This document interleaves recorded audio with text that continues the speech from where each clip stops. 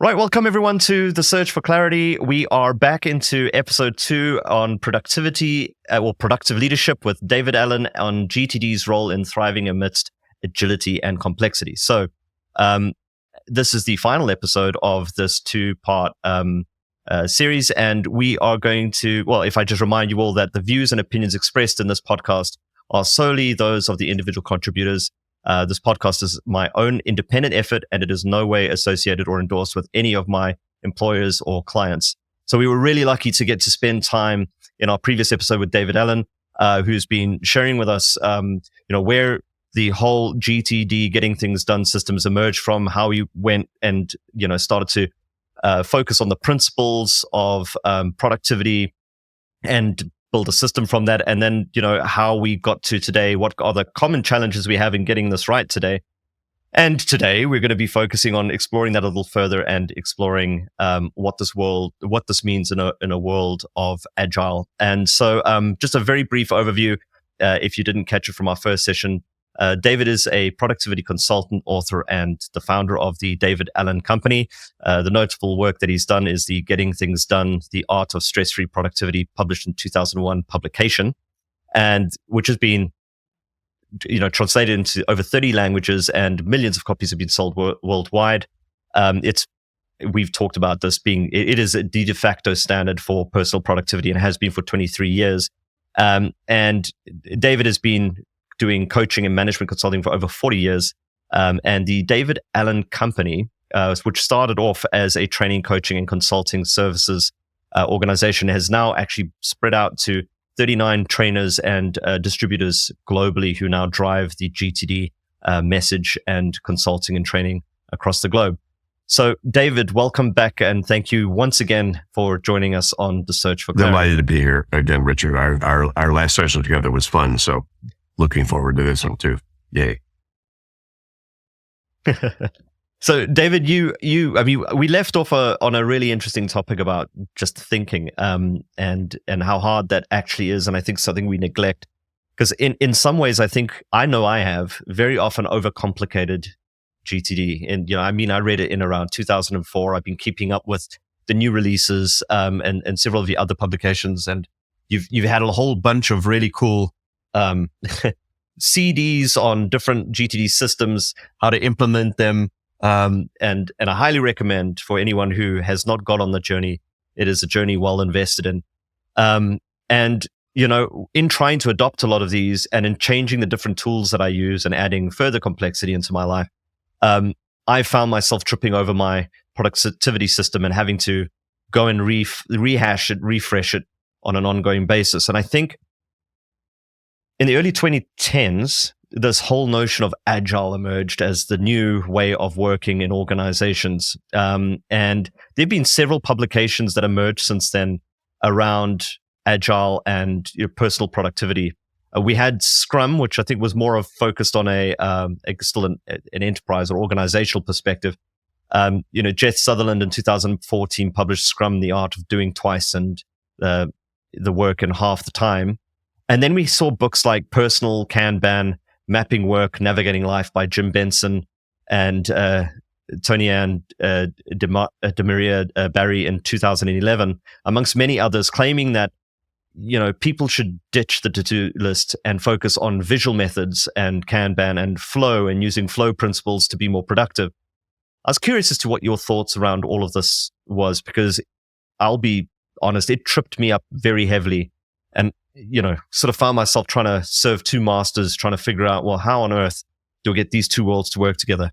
And so, curious to find out what your thoughts were on this whole movement and how this has affected GTD. Well, GTD is still GTD, so it's still there.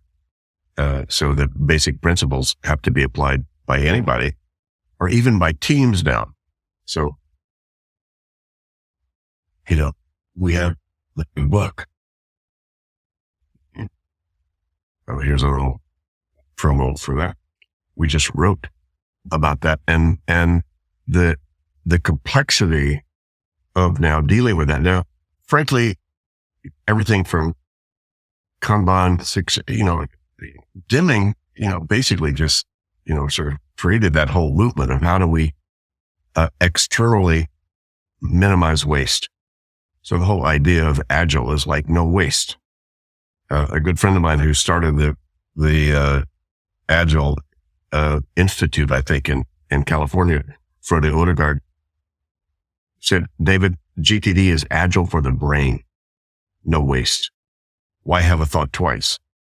So the external systems, whether that's Kanban, Agile, Scrum, Six Sigma, all of those, total quality management. Come on, that was sort of like one of the big kind of things to do. It was really all about managing the workflow externally, which actually is great stuff. Every one of those has really good ideas. There's nothing wrong with any of those things. They're about how do we manage efficiency, effectiveness in terms of the external flow of the work that we need to be doing.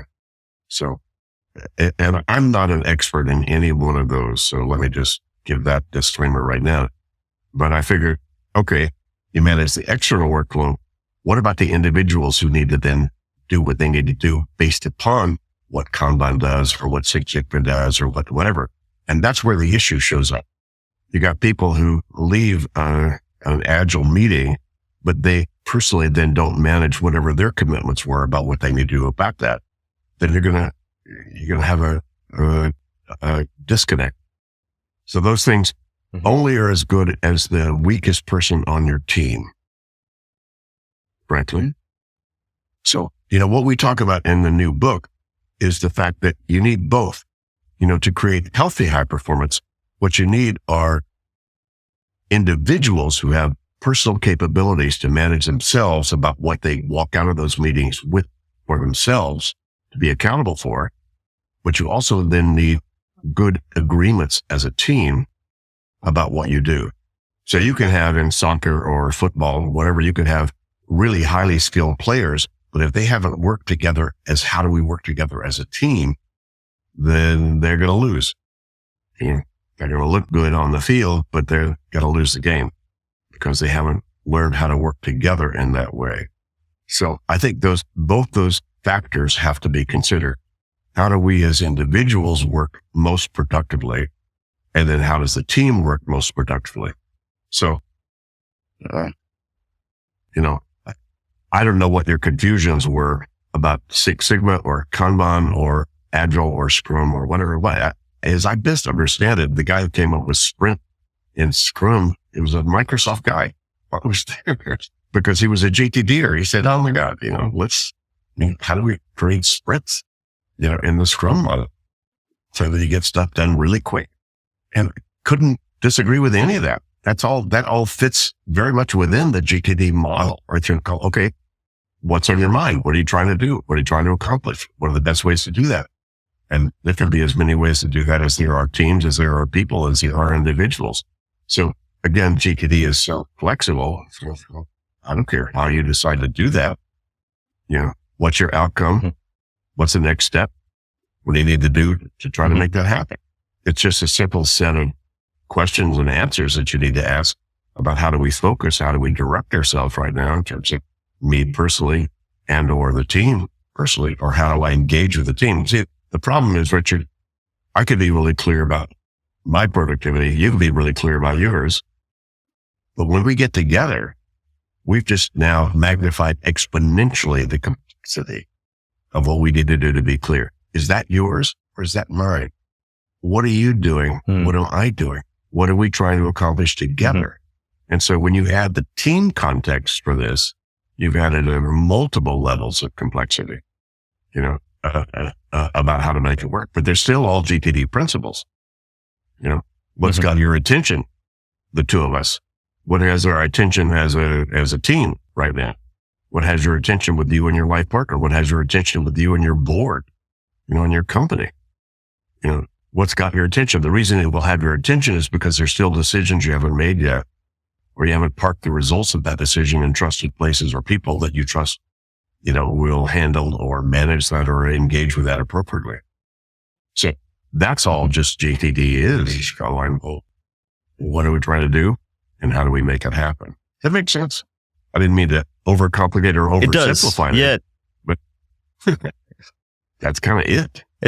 Essentially how I'm, again, sort of translating it out is GTD is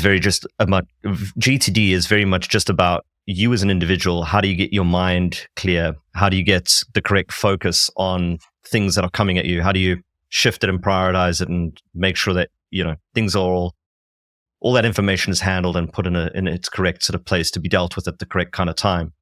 And then when we start to move into more of the agile discussions and so forth, that's where we're talking about organizational, how value is created and how work is done across an organization, across a process versus just thought and getting thought clear, getting thought streamlined and all wastage of thought addressed so that when you're working in something that's been waste has been removed in an organization and they've streamlined and they've got a very agile process.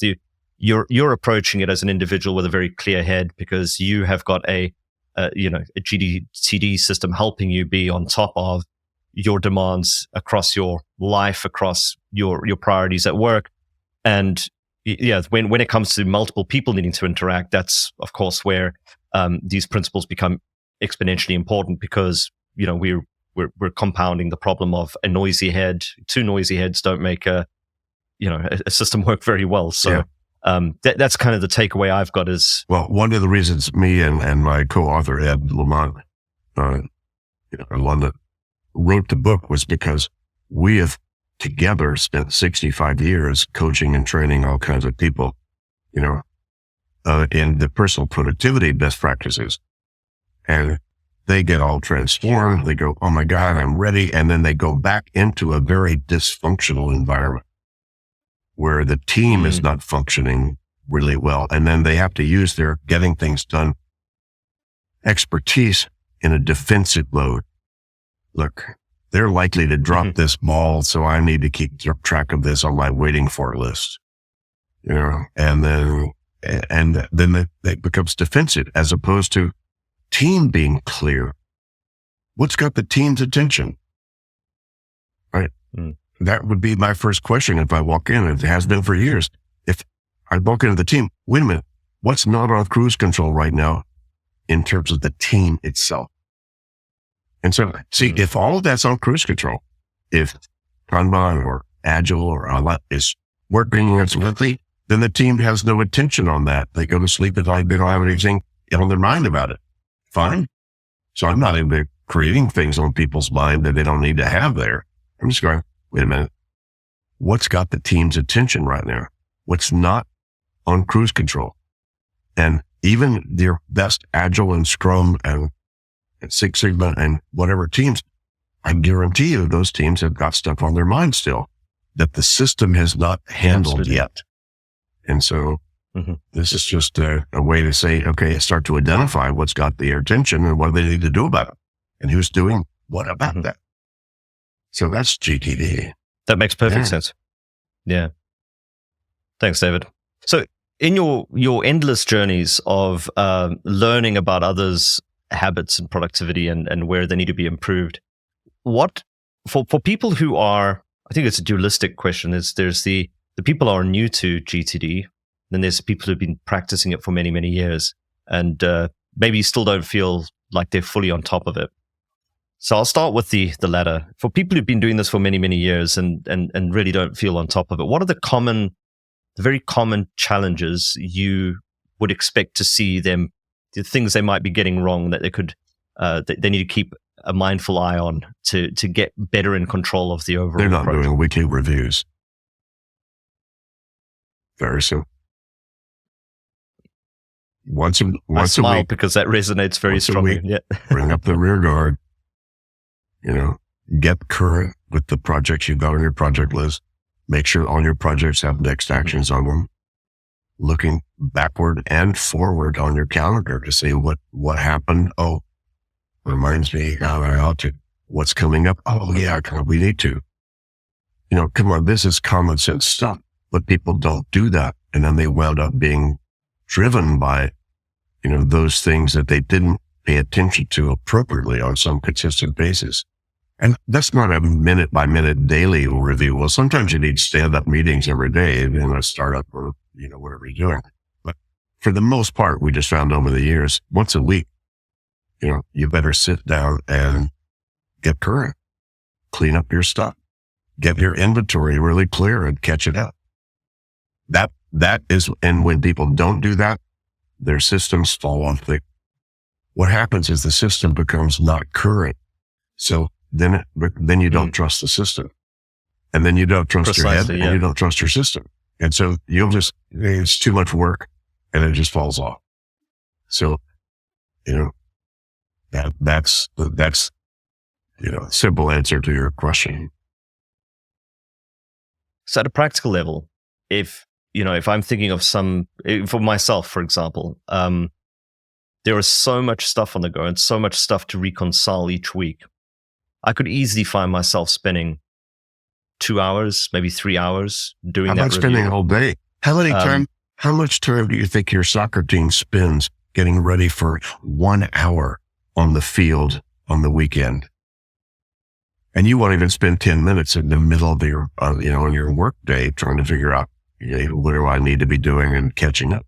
So 2 to 3 hours. Look, if you just spent 7 hours of an 8-hour day, your last hour is going to be hot. Catching up, regrouping, rethinking. Oh my God, that reminds me. Because that review is not just a static process. It'd be very creative. You're doing that review, you're going to get ideas you hadn't had before that you're really glad you had. You'll be reminded of stuff when you do that you hadn't thought of before that you're really glad you're reminded of. And all that's part of the keep the clean house in terms of your psyche. Mm-hmm. That makes sense. It does. Yeah. I mean, I empathize for a lot of the leaders out there, and for many people who'd be listening to this, that would be, I say it because it's scary, not in control of their time, or their calendars for that matter. And it's absolutely true. The more time you're spending in that weekly review, the more sharp it's the you're biggest, going to be. Biggest lack at the executive level is reflection time. Quite simply. I need to stop and reflect. I need to hold the world back. Whether you build that in or whether that just happens on a Saturday night with a good glass of wine, I don't know. Whatever you need to do, where you need to back the world off and stop and recalibrate. I'm still doing that, because I'm 78 and I still need to do that. And I still get some of my best ideas late at night. The dogs are in bed. My wife is in bed and I've got a good glass of wine and I get a really good And so you can't get rid of that. Well, you can get rid of that. If you don't do it though, that's going to then increase when you talk about the kind of stress and anxiousness. Am I really doing what I think I ought to be doing? And while I'm just too busy, I've got too much stuff to do that I don't have time to do the stuff I really ought to be doing. Like, come on. You need to grow up out of that conversation. I think it was, I can't remember who said it. You might, I don't know. But I'd rather spend, if I had 8 hours to cut down a forest, I'd rather spend the first 7 hours sharpening my sword. I think it was Abraham Lincoln. Or sharpening my axe. It was Abraham Lincoln who said that. Yeah, I think, it was Abraham Lincoln. That's right, yeah. So for someone who's just starting out with GTD, obviously we've got the flight manual, the book itself. What would the common challenges for someone starting out be in your mind, David? Common challenges would be the volume of stuff they're afraid they might have to address if they started to do this. And so the easiest start is just the capture process. It's called paper, pen. Start just unloading your head. Stop using your head as your office. But the first step in order to do that is to get everything that's out of your head in some sort of objective form. Write it down. You could digitalize it if you want, but most people don't really trust their digital systems that way. So, I carry around a wallet with me, that has a little pad and a great little pin in it that I've had for 30 years, right? So some of my best ideas have shown up in the most random places. I just don't lose them. And some of those ideas are really dumb. Like, too much wine, David. Oh, God, throw that away. But I don't lose anything. What the hell was I on about last night? I can't even make sense of it. I don't lose anything. I've still got 3 things I need to process.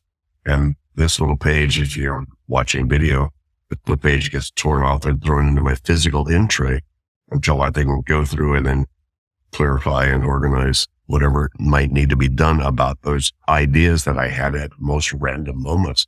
But it's random moment ideas that are sometimes the most creative, the most strategic. And I found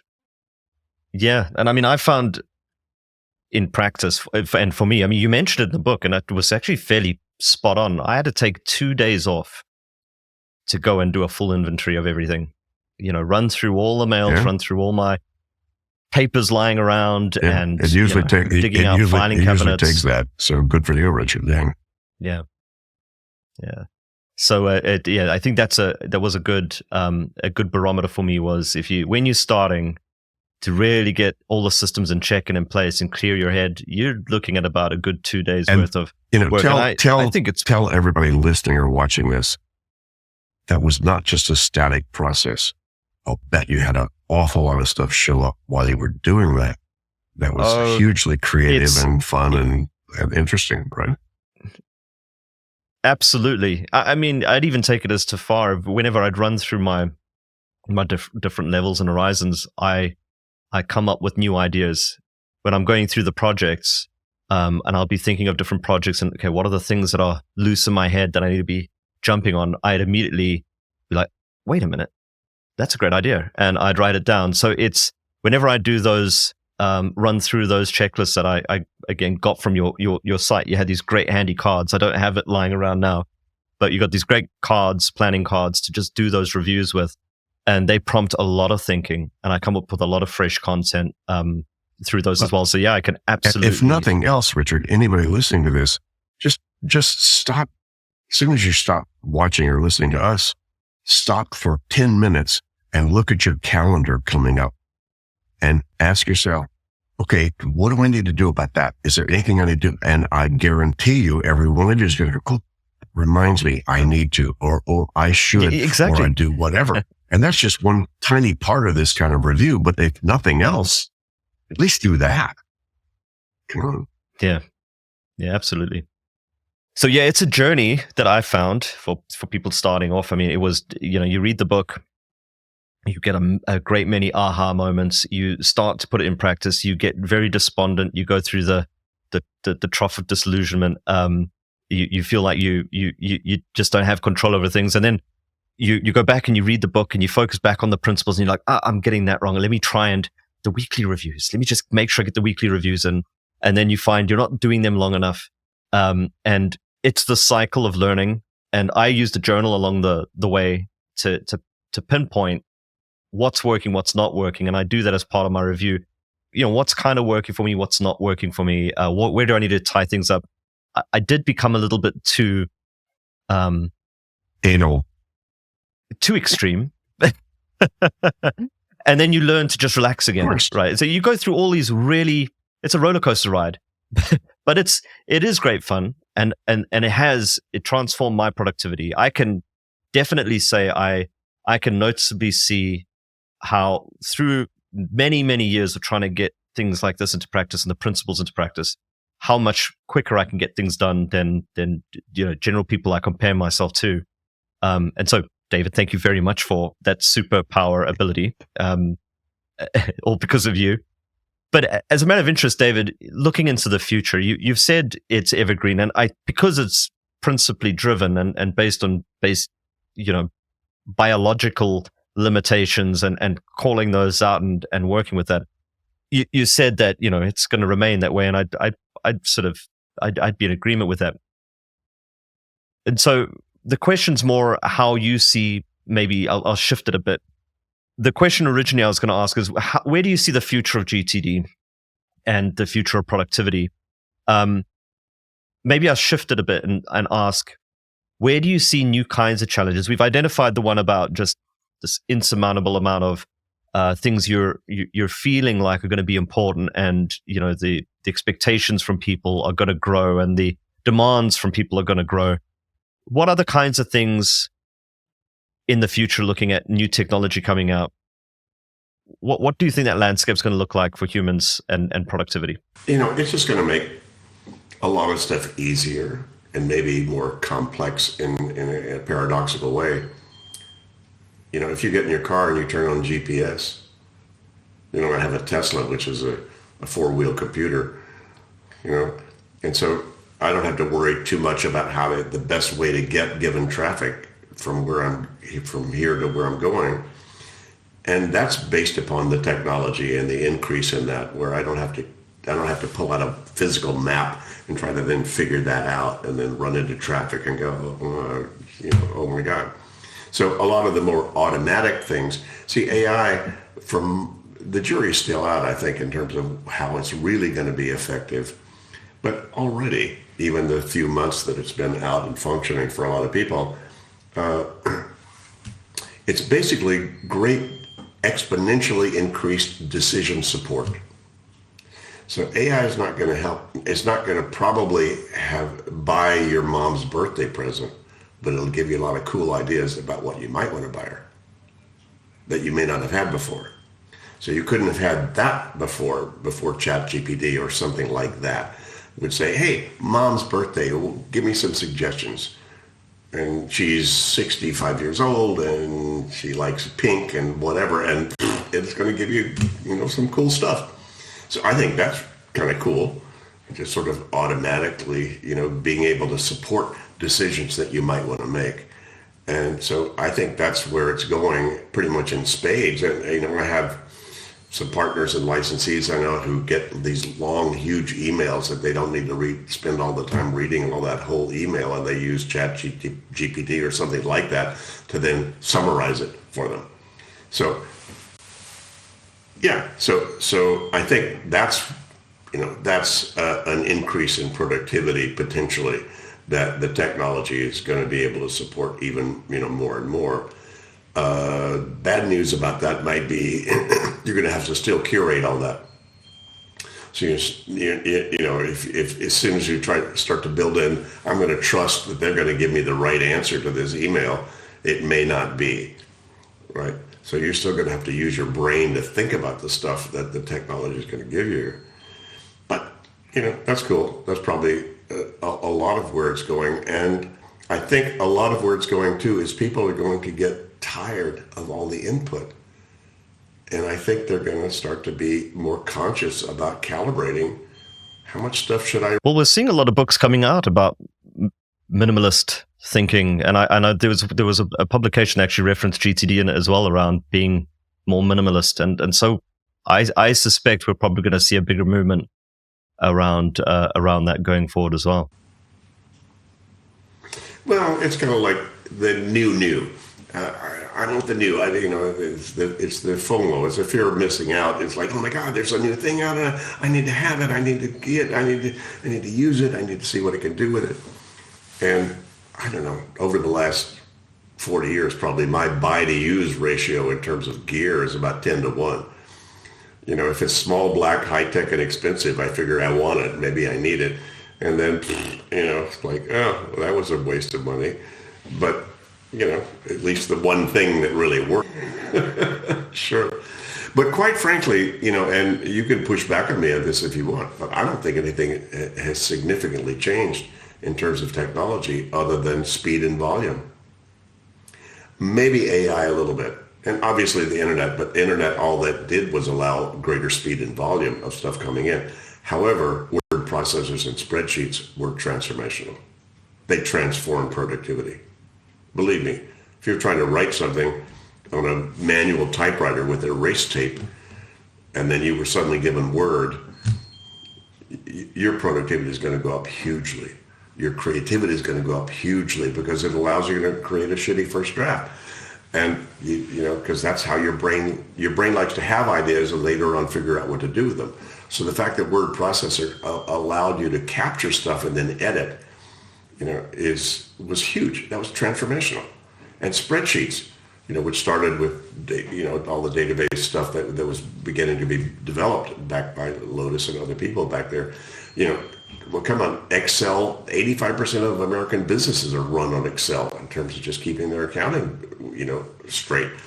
Because if you didn't have Excel, how many accountants would you have to keep track of all the stuff you think you want to keep track of now? Good luck. So that was a huge boost in productivity thinking. Financially, the word processors were a huge boost in how do you think about how do I express myself, you know, creatively. So those things were transformational. I haven't, and again, maybe just because I'm old and cranky, I haven't really seen anything that transformational since then. Well, I can, you know, map books. I still remember having to pull off the road to go to page 54 when I realized I was on page 109, which was the other part that I should have been on. And I've, you know, you got people screaming in the back, and you know that experience was fairly transformational when I didn't have to do that anymore. Well, thank you, David. It's been a really great session. I mean, I've taken away a tremendous amount from it. Lots of validation and also a lot of new helpful reminders from you. So I thank you. And I mean, I speak on behalf of the world. Thank you for how you've helped transform the space and provide that clarity and help so many people just get a handle on what they're doing and their thinking. I just was curious, this journey that you've been on, consulting with all these massive clients and these Fortune 500, these big thinkers, what's been the single biggest reflection or observation that you have had personally for yourself? How universal what I uncovered is how much, no matter how much you implement of it, improves your condition in life and work. It's not running with scissors. It's like, wow. And so I guess the biggest reflective aha is like, wow, I just feel so graced that somehow I was given permission to uncover something like this that does nothing but improve people's condition around the world. And, you know, sort of the mission of our work right now is to create a world where there are no problems, there are only projects. Get people out of the complaining victim mode and get them into, okay, here's something has my attention. What do we need to do about it? And so I figure until the whole planet gets there, you know, I've got plenty of work to do, as long as I can still do any of this kind of work or share any of this kind of information. So thanks, Richard, for being a voice of this information. Yay. Thank you, David. So for everyone who's listening, for everyone who's watching, I'm going to share some helpful links to some of the getting started material that David has, the book itself, as well as the website.